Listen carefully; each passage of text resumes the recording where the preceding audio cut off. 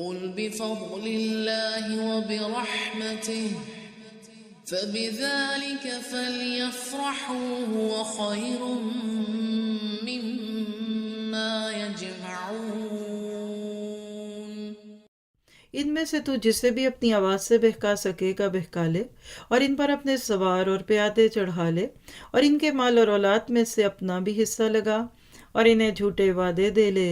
ان سے جتنے بھی وعدے شیطان کے ہوتے ہیں سب کے سب سراسر فریب ہیں۔ میرے سچے بندوں پر تیرا کوئی قابو اور بس نہیں، تیرا رب کارسازی کے لیے کافی ہے۔ اللہ اکبر کبیرہ۔ یہ ہے جی شیطان ابدی دشمن۔ اس شیطان نے آپ کے لیے قسمیں کھائی ہیں، آپ کے بچوں، آپ کے پوتوں، نوازوں، پڑ پوتوں، ان کے بچوں کو اس نے کھانا ہے۔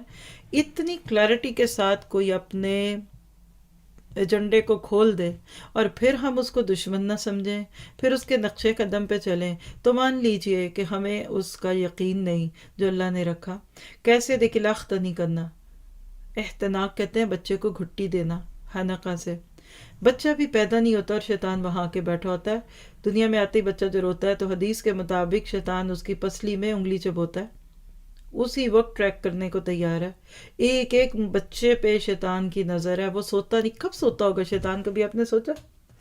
کب وہ شادیاں کھاتا ہوگا، پیتا ہوگا، اور کب وہ اپنی فکریں کرتا ہوگا؟ شیطان فلی کمٹمنٹ کے ساتھ اپنے مشن پہ لگا ہوا ہے۔ اگر ہم اللہ کے مشن اور اللہ کے نبیوں کے طریقوں پہ نہیں چلیں گے تو ہم شیطان کے ہاتھوں میں تر نوالا ہوں گے۔